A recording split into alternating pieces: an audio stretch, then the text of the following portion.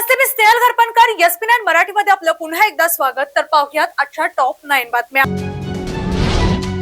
देश एड्स मुक्त करण्यात युवकांची जबाबदारी महत्त्वाची असून युवकांनी स्वतःच्या आरोग्याची काळजी घेण्याबरोबरच समाजाला एड्स मुक्त करण्यात महत्त्वाची भूमिका बजावली, असे आवाहन जिल्हा शल्यचिकित्सक डॉक्टर सरिता थोरात यांनी केले. तर पाहूयात आजची सविस्तर बातमी. 12 ऑगस्ट या आंतरराष्ट्रीय युवा दिनानिमित्त जिल्हा एड्स नियंत्रण विभाग, रोटरी क्लब ऑफ होरायझन आणि जवर ग्रुप ऑफ इंडस्ट्रीज कोल्हापूर यांच्या संयुक्त विद्यमाने रेड रन मिनी मॅरेथॉन स्पर्धेचे आयोजन करण्यात आले होते. या स्पर्धेत मुलांमध्ये अभिजित देवकाते तर मुलींमध्ये स्नेहल खरात यांनी प्रथम क्रमांक पटकावला. यावेळी शासकीय वैद्यकीय महाविद्यालयाचे अधिष्ठाता डॉक्टर सदानंद भिसे, जिल्हा कार्यकारी अधिकारी दीपा शिपूरकर, जिल्हा क्रीडा अधिकारी विद्या शिरस, होरायझन प्रेसिडेंट सागर बकरे, सेक्रेटरी प्रमोद सूर्यवंशी आदी उपस्थित होते. जिल्हा शल्यचिकित्सक डॉक्टर थोरात म्हणाल्या, 12 ऑगस्ट आंतरराष्ट्रीय युवा दिनानिमित्त जिल्हा एड्स नियंत्रण विभागामार्फत महाविद्यालयीन विद्यार्थ्यांसाठी रेड रन ही मिनी मॅरेथॉन स्पर्धा आयोजित केली आहे. HIV ला रोखण्यात युवकांची जबाबदारी मोठी असून लवकरच नवीन HIV संसर्गितांची आकडेवारी शून्यावर आणण्याची आहे. एड्स मुक्तीसाठी rotary club of horizon, जवर group यासारख्या संस्थांची भूमिका महत्त्वाची आहे. शालेय विद्यार्थ्यांसाठी प्रश्नमंजुषा स्पर्धेचेही आयोजन या निमित्ताने केले आहे. त्या 23 ऑगस्ट रोजी होणाऱ्या राज्यस्तरीय स्पर्धेची यजमान पदाची जबाबदारी कोल्हापूर जिल्ह्याकडे दिली आहे. ही अभिमानाची बाब आहे. यावेळी विक्रांत कदम, डॉक्टर सुहास जोशी यांचा विशेष सत्कार करण्यात आला. तसेच जिल्हा क्रीडा अधिकारी कार्यालयाच्या वतीने जिल्हा क्रीडा अधिकारी विद्या शिरस यांनी उपस्थितांना नशामुक्तीची शपथ दिली.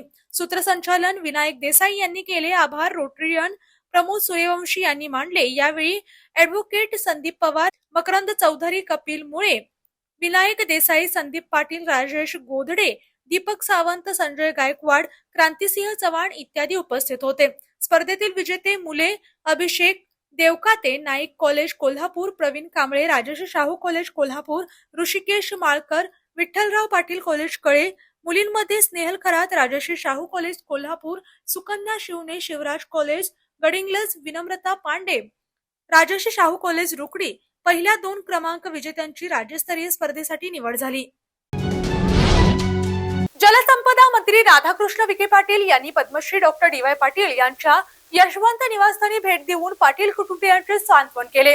यावेळी पंढरपूरचे आमदार अभिजित पाटील, माजी आमदार दीपक साळुंखे उपस्थित होते. तर पाहूयात आजची सविस्तर बातमी. राधाकृष्ण विखे पाटील म्हणाले, स्वर्गीय दादांच्या जाण्याने पितृतुल्य छत्र हरपले असून सर्व समाजमन हळहळत आहे. अशा शब्दात आठवणींना उजाळा देत स्वर्गीय दादांच्या दूरदृष्टीमुळे महाराष्ट्रात विना अनुदानित शिक्षण चळवळ मोठ्या प्रमाणावर उभी राहू शकली, असे मत त्यांनी व्यक्त केले. श्री पाटील म्हणाले, ग्रामीण भागातील मुलांना शिक्षणाची संधी मिळावी यासाठी अशी महाविद्यालये सुरू झालीच पाहिजे, असा स्वर्गीय दादांचा नेहमीच तीव्र आग्रह असायचा, असे सांगून कोल्हापूर येथे कृषी महाविद्यालयात शिक्षण घेत असताना या महाविद्यालयाला छत्रपती शाहू महाराज यांचे नाव दिले जावे अशी स्वर्गीय दादांची इच्छा होती.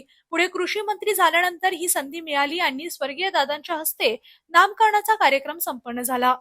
स्वर्गीय दादांचे व्यक्तिमत्व पितृतुल्य होते. त्यांच्याशी होणाऱ्या चर्चा या राजकीय चर्चांपेक्षा महाराष्ट्राचे भले, राज्याचा विकास आणि शैक्षणिक क्षेत्रापुढील आव्हानांवर मात कशी करायची यावरच त्यांचा भर असायचा. विकास कामांमध्ये येणाऱ्या राजकीय अडचणींवर मात करत त्या कशा दूर करायच्या यावर ते नेहमी विचारमंथन करत असत. त्यांच्या जाण्याने न भरून निघणारे नुकसान झाले आहे, असेही त्यांनी यावेळी सांगितले.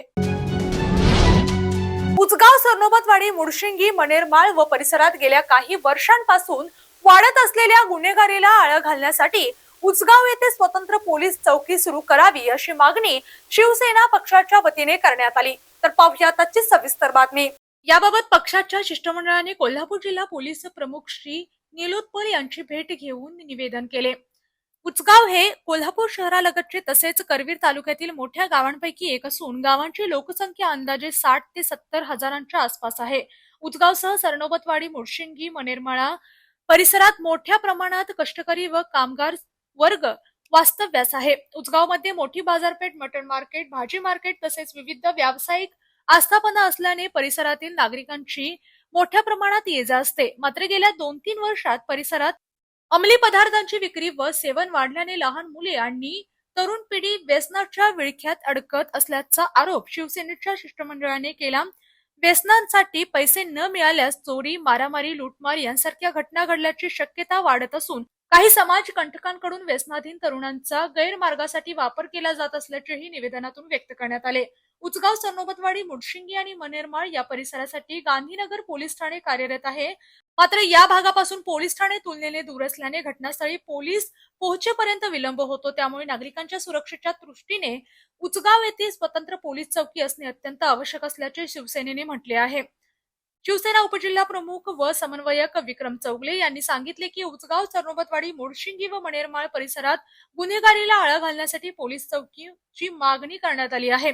जोपर्यंत पोलीस चौकी मंजूर होत नाही तोपर्यंत परिसरात पोलीस गस्त वाढवावी आणि आपत्कालीन परिस्थितीत पोलिसांचा प्रतिसाद अधिक तत्पर व्हावा अशी मागणी यावेळी करण्यात आली. यावेळी शिवसेना उपजिल्हा प्रमुख व समन्वयक विक्रम चौगले, उचगाव ग्रामपंचायत सदस्य विराग करी, महेश खांडेकर, अमोल पवार, अमर जाधव, अनिल माळी, गजानन येडूरकर, धनंजय पाटील, सागर पाटील, श्रीकांत पाटील, राम पाटील, दिनेश परमार, वाहतूक सेना जिल्हा समन्वयक दत्ता फराटके, वाहतूक सेना तालुका प्रमुख सतीश रेडेकर तसेच सुरेश चव्हाण, अथर्व सूर्यवंशी, गजानन मचले, प्रमोद शिंदे यांच्यासह शिवसैनिक उपस्थित होते. उचगाव परिसरातील नागरिकांच्या सुरक्षिततेसाठी पोलीस चौकीची मागणी प्रशासनाने गांभीर्याने घ्यावी आणि तातडीने आवश्यक उपाययोजना कराव्यात अशी अपेक्षा शिवसेनेच्या शिष्टमंडळाने व्यक्त केली.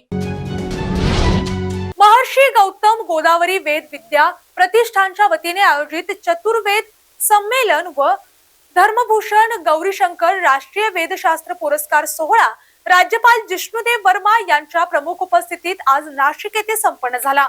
तर पाहुयात आजची सविस्तर बातमी.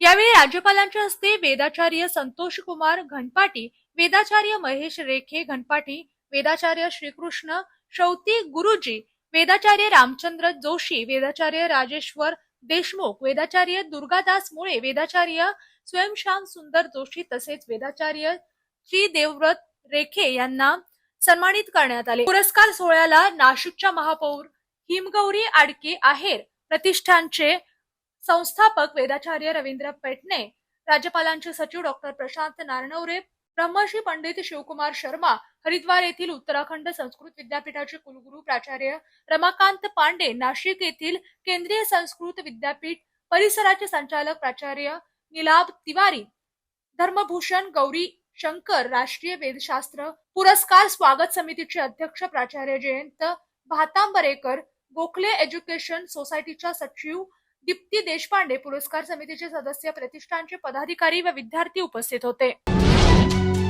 महाराष्ट्राचे राज्यपाल जिष्णुदेव वर्मा यांनी आज मुंबईत आयोजित ब्रिक्स फ्रेंडशिप सिटीज कॉन्क्लेव्ह 2026 च्या उद्घाटन सत्राला उपस्थिती लावली. तर पाहुयात आजची सविस्तर बातमी.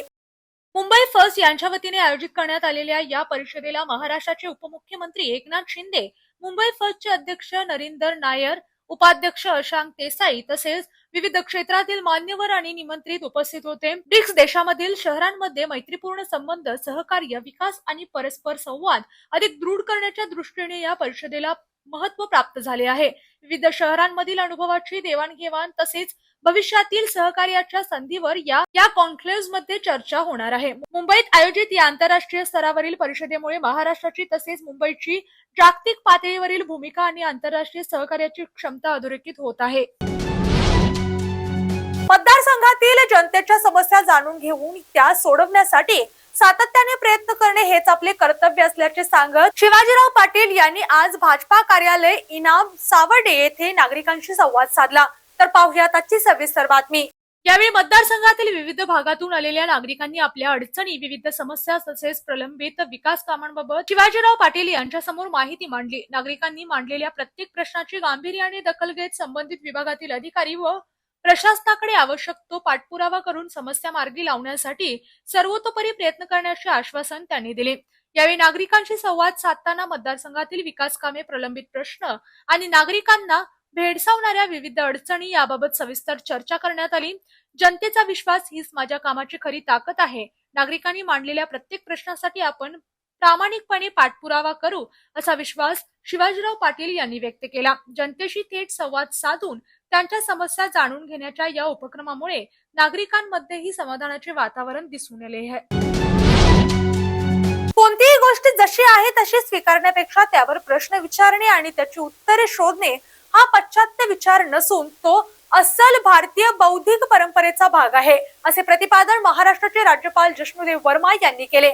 तर पाहूया त्याची सविस्तर बातमी. मुंबईत जेनझेज आणि जेन अल्फा युवकांसाठी आयोजित करण्यात आलेल्या 4 दिवसीय इम्युन चॅम्पियनशिप कॉन्फरन्सच्या सांगता सत्राला राज्यपालांनी संबोधित केले. यावेळी त्यांनी उपस्थित युवा सहभागींशी संवाद साधत जिज्ञासा, स्वतंत्र विचार आणि ज्ञानाच्या शोधाचे महत्त्व अधोरेखित केले.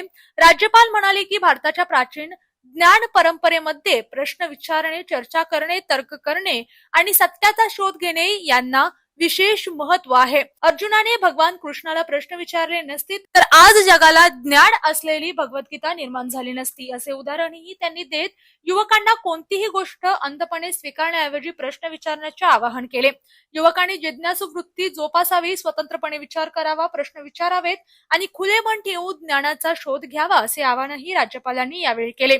मुंबईत आयोजित या 4 दिवसीय परिषदेत देशातील 100 शहरांमधील तसेच इतर 5 देशातील सुमारे 2100 युवकांनी सहभाग घेतला. युवकांना आंतरराष्ट्रीय घडामोडी, नेतृत्व, संवाद कौशल्य, लोकशाही मूल्य आणि जागतिक प्रश्नांवर विचार करण्यासाठी व्यासपीठ उपलब्ध करून देण्याच्या उद्देशाने या परिषदेचे आयोजन करण्यात आले.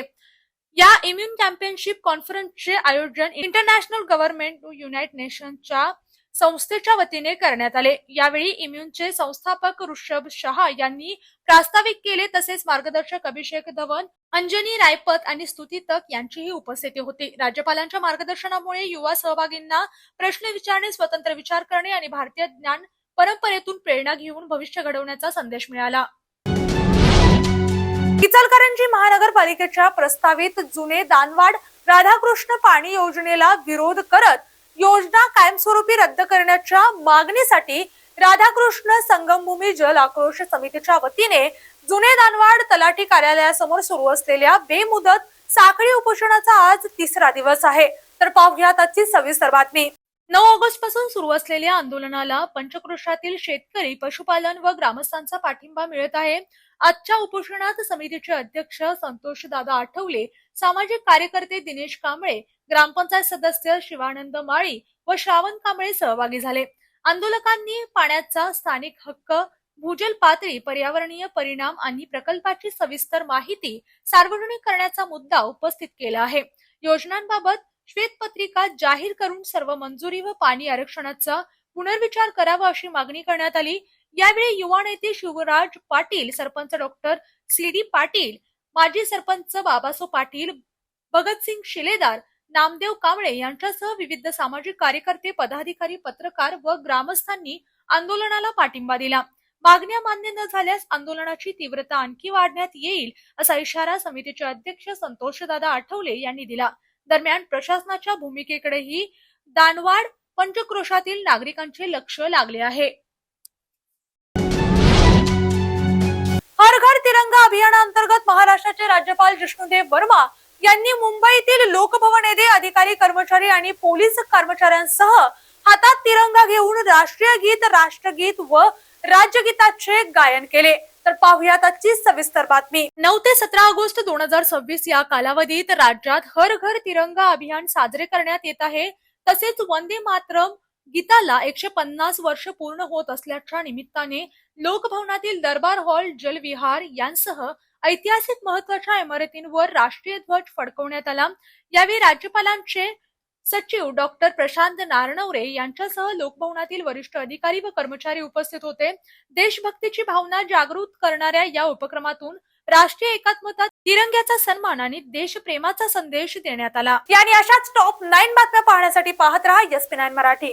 Your time, your news. धन्यवाद. अशाच जिल्ह्यातील, राज्यातील व राष्ट्रीय स्तरावरील ताज्या बातम्या पाहण्यासाठी पाहत रहा SP9 मराठी न्यूज चॅनेल. या चॅनेलच्या माध्यमातून विविध क्षेत्रात उल्लेखनीय कार्य करणाऱ्या मान्यवरांच्या प्रेरणादायी मुलाखती तसेच महत्त्वाची माहिती आणि घडामोडी आपल्यापर्यंत पोहोचवल्या जातील.